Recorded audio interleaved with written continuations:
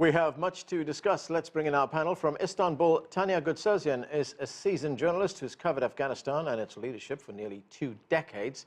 Also with us from St. Louis is Faisal Pervez. He's a South Asia analyst at the intelligence firm Stratfor. Here with us in the studio is Omar Samad. He served as the Afghan ambassador to France and Canada and is currently a non-resident senior fellow with the Atlantic Council's South Asia Center. And John Sidolides is a geopolitical strategist with Trilogy Advisors in Washington, D.C. He joins us from Sacramento in California. Thanks to all of you for being with us. Ambassador, let me start with you. 17 years of war, and we seem to be having this discussion every few months. And the picture is not very pretty. As we heard from our reporter, there's been more attacks, 2 provinces this time, more than 24 people killed. Just before Christmas, 43 people killed, 15 Afghan forces killed on the first day of this year. What is your assessment of the security situation in Afghanistan right now?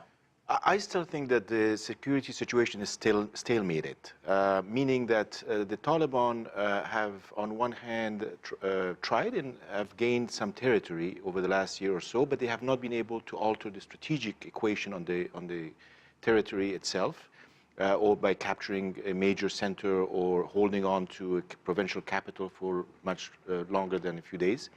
At the same time, I think that we are at a point where the Afghan government is concerned about a lot of issues that are going on, and it's trying to regain territory, and maybe it's in a pushback mode.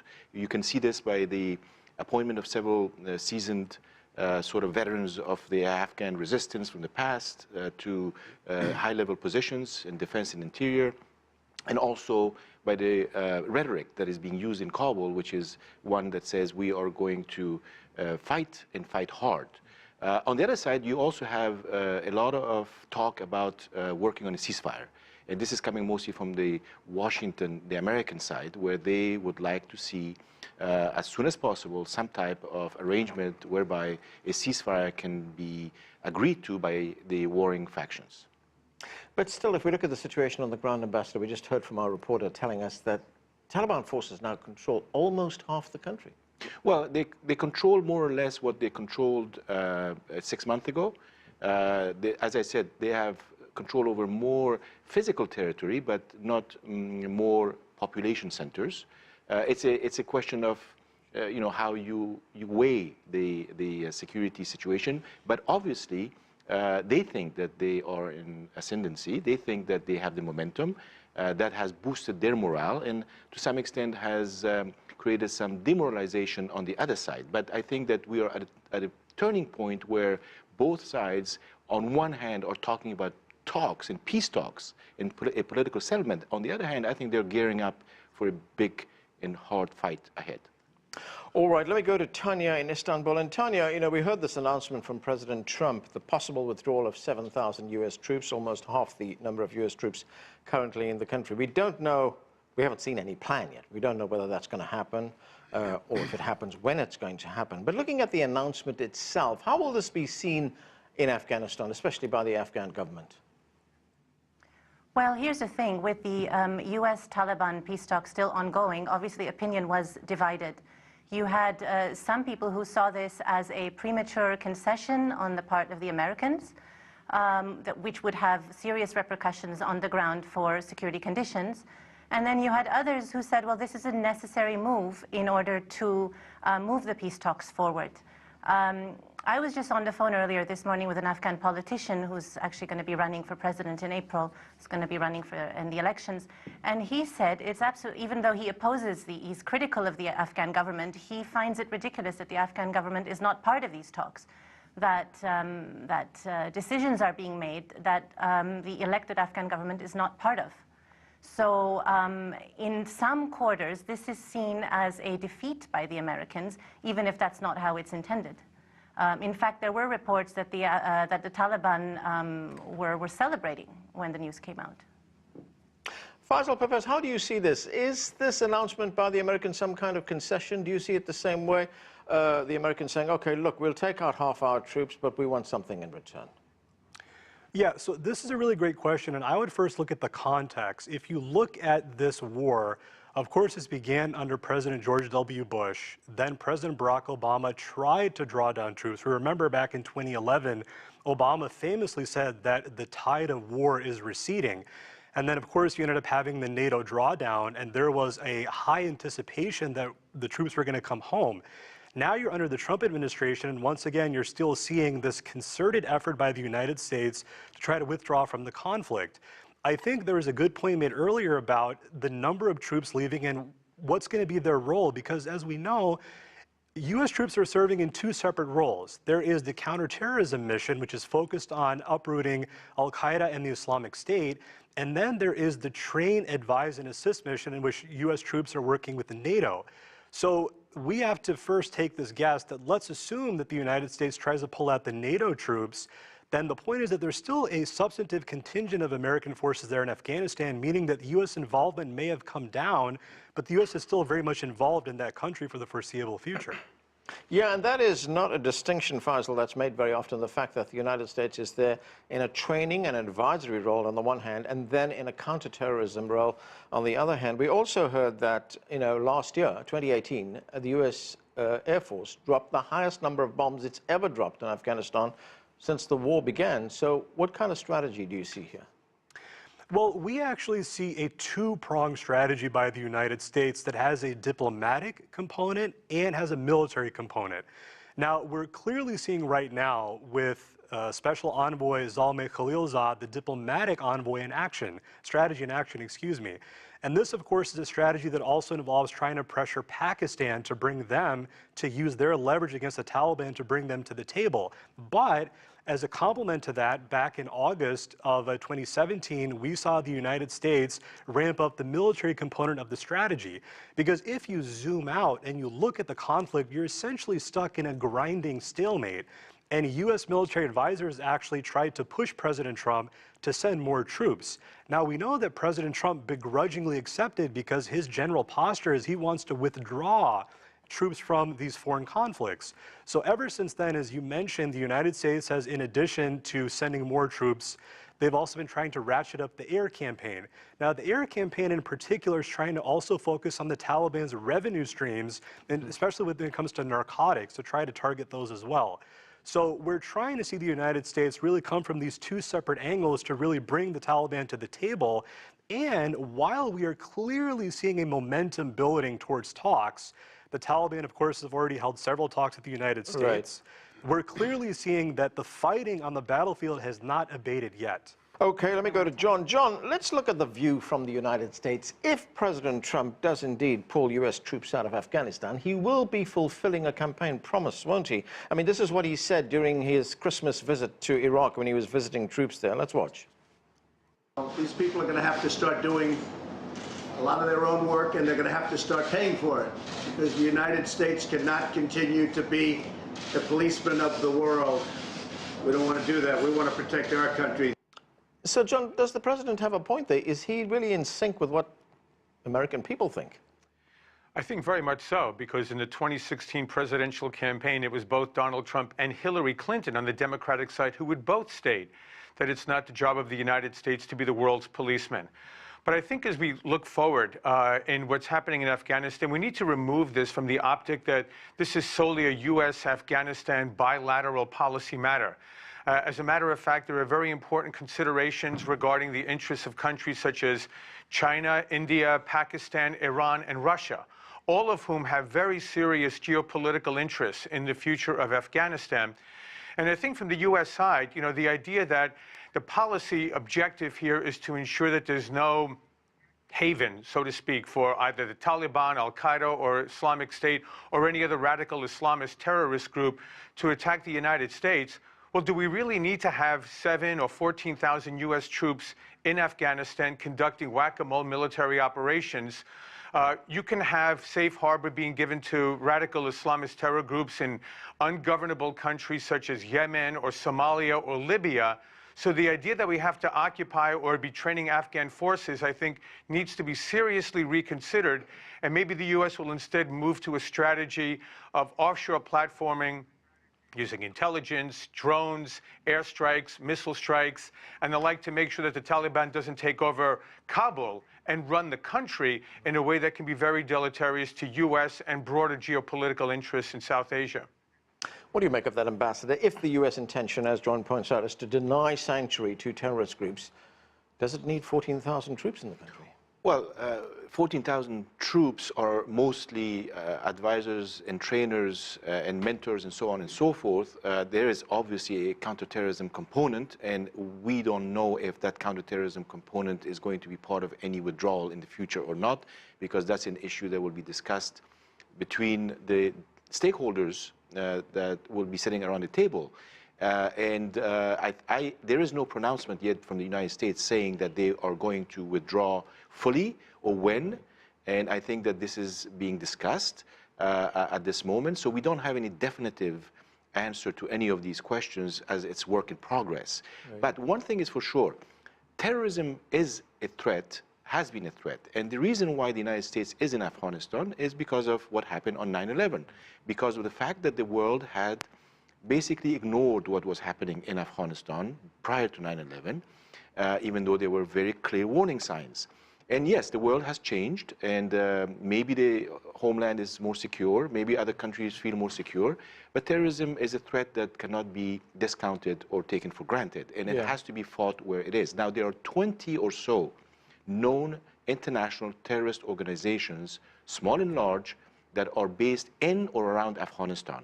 And if anyone thinks that that is something that should not be taken seriously, I think they're going to make a big mistake, right, strategically speaking, let alone the Taliban, who obviously, an Islamic State who has a foothold in Afghanistan now, as we know, but the Taliban themselves have yet to come out and say that, as part of their talks with the United States and others, that they are severing their ties to all terrorist organizations. Right, as you point out, Ambassador, there is no definitive plan. In fact, a similar announcement was made about Syria, but we've heard in the past, I guess, 48 hours, backtracking on that already. On the question of training and advising the Afghans, isn't there a NATO commitment to do that until 2024? Exactly. There is a commitment to 2024, but obviously all of that can change if there is some other type of overriding political agreement that everyone agrees to. I don't think that what is important, obviously, for Afghanistan and for the region as well is stability in Afghanistan. And stability obviously has two components: it's security as well as political stability. And no one, and I think that with all the different opinions that exist around the table and around Afghanistan, geopolitical posturing that exists, that no one wants to see chaos in Afghanistan. And no one wants to see this situation unraveling and then causing issues beyond Afghanistan's borders. Right. So there is commonality, there is a sort of sense of agreeing to making sure that Afghan stability is maintained. It's just a question of how, by whom, and for how long, and how do you find a political settlement overriding all of this. Right. Tanya, what about a role for neighboring countries? President Trump has complained about the role that Pakistan has been playing. In fact, he said in a tweet last November, and I'm reading this tweet here, he said, "We no longer pay Pakistan billions because they would take our money and do nothing for us. Bin Laden being a prime example and Afghanistan another. They are just one of many countries that take from the United States without giving anything in return. That's ending." But, given what the president feels about Pakistan's role, Pakistan does have a role in resolving this crisis, doesn't it? Absolutely, but you have many stakeholders. I mean, Afghanistan has 6 neighbors. Each one has its own interests to secure. So it's not just Pakistan we're looking at, but you've got the Iranians who recently had talks with the Taliban. You've got the Russians, the Chinese with their projects, and Pakistan and Saudi Arabia that was about to hold the latest round of talks, and was over the weekend. The Taliban refused to attend those talks because they were pushing for the Afghan government to take part as well. So now you do have a lot of stakeholders in the region, and that actually is the problem. Part of the reason why why they're having problems bringing peace to Afghanistan is that regional countries are busier securing their own interests than looking at Afghan interests. Faisal, what are the prospects for some kind of meaningful peace talks? I mean, there were these scheduled peace talks that were supposed to take place in Saudi Arabia. The Taliban pulled out of those talks because they don't want to talk to those particular Afghan government representatives. There's also the talks that will be taking place in Pakistan, and as our reporter told us, their talks will be taking place in Qatar as well. So what can we expect anything coming out of this? I think Tanya raised a very good point that it is important to maintain a healthy skepticism towards talks. Now, certainly there are drivers that are pushing all the parties towards talks, because we have to keep in mind that obviously the U.S. portion of its involvement in the war in Afghanistan has lasted 17 years, but the war in that country itself had lasted about 4 decades. So clearly there is a war fatigue that is setting in, and the parties that are involved would like to try to create a resolution. But the challenge, as Tanya raised, is that this negotiations process is so tangled that you have to get various parties that have competing interests to try to sit together at the table. Now, we know that the United States actually created a shift in strategy when it decided to take the lead in negotiations. That's where you see Zalmay Khalilzad really taking a lead. However, as we saw in the news here, that in Saudi Arabia, the Taliban themselves said that we are not going to attend these talks. We would rather go to our political office in Doha, Qatar, where we don't have to talk to the Afghans. And if you think about it for a second, as we've discussed throughout this interview, the Taliban right now, although they are involved in a stalemate, they are still launching successful attacks. I mean, just this morning, in a couple of attacks, they killed 27 Afghan security personnel. So from the Taliban standpoint, as from a negotiating standpoint, the idea is that if you're already making so many gains, or at least maintaining your gains on the battlefield, at this moment in time, it actually does not help your cause to try to sit down and talk with the Afghan government, which, by the way, the Taliban views as an illegitimate entity as it is. The Taliban, of course, would rather talk directly to the United States. Right. John, what is the Pentagon's thinking on a possible withdrawal? I know this is a political issue, but how much of a say would U.S. military commanders have in this decision and implementing this decision? We had a former commander in Afghanistan, Stanley McChrystal, who said that the Afghan people would lose confidence in the United States as a reliable ally if the U.S. announces a date to pull out. We also had, of course, the Defense Secretary himself, a former commander, resign as Defense Secretary. Well, what we know is that in the United States, the civilian leadership makes the decisions and the military carries them out. However, they can offer recommendations, and as you noted earlier in the program, Anand, when President Obama entered the White House in 2009, he was inclined to pull out of Afghanistan and accepted the recommendations of Stanley McChrystal, General McChrystal at that time, to actually up the forces in Afghanistan, even though they announced a timetable, as President Obama announced to the American people in announcing his new Afghanistan policy.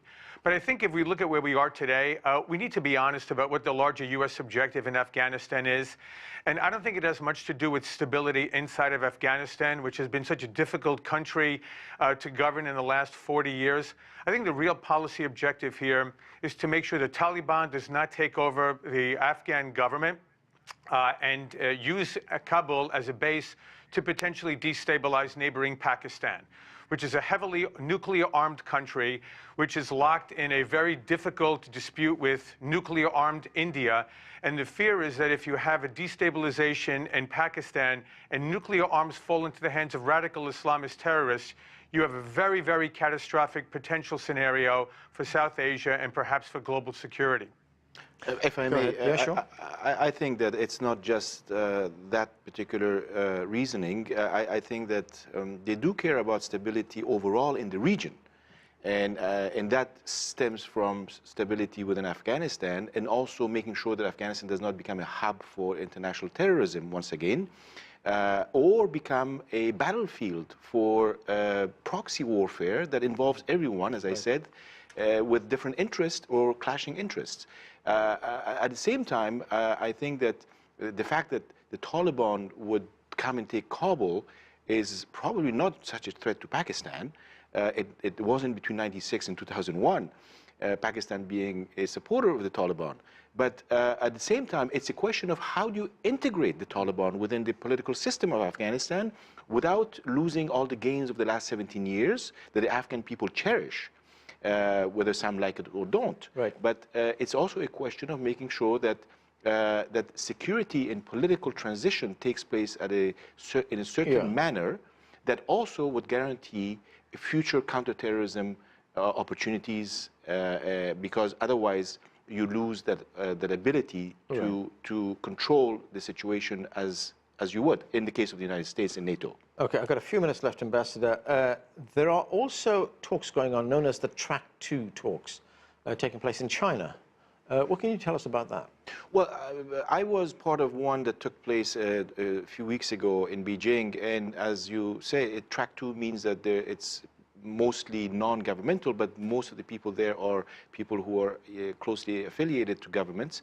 And I think that these initiatives are to seek out ideas and positions. The Americans want to know what the Chinese are thinking right now, and the Chinese want to know what the Americans are thinking, and all of them want to know what the Afghans are thinking, as well as some Europeans who are involved in this particular Track 2. And I think that's very useful because it brings together different viewpoints in a much more unofficial and open setting where people can express themselves more freely. Tanya, the United States, of course, has a special representative to Afghanistan, Zalmay Khalilzad. He's a seasoned diplomat. He's been ambassador there. What is he doing right now? Well, this is really the question right now. A lot of doubts around what's going on. Part of the concern over President Trump's announcement was that it would reduce whatever leverage Zalmay Khalilzad had to negotiate. When you actually offer the Taliban what they want even before the talks are settled, what do you expect the guy to do? So there's also been criticism over the approach that he's taken. How can you bring peace to Afghanistan by negotiating with only one faction of one group when there are several armed groups operating in the country? So his challenges are many. Where this leaves Ambassador Khalilzad, one can only guess at this point. If I may, I think what Zalmay Khalilzad will have to do now is, on one hand, to make sure that everybody understands that there is no loss of leverage. Right. Number two, that in Kabul, they can cobble together a representative group of individuals who would then form a negotiating team with the Taliban. Right now, the Afghan government says that it's running the show, but others are not accepting, including the Taliban. So this has to be reorganized in a different manner, whereby other Afghan political groups plus the government is involved. And I think that Zalmay Khalilzad will have to go and see how this can be put together in order to get the peace process going. And as I mentioned earlier, I think that he is also very much interested in seeing how you can start a ceasefire negotiating talk on these issues. Okay, and that's where we're going to have to leave it. Thanks to all of you for being with us. That's it for this edition of The Heat. I'm Anand Naidu in Washington, D.C. Thanks for being with us.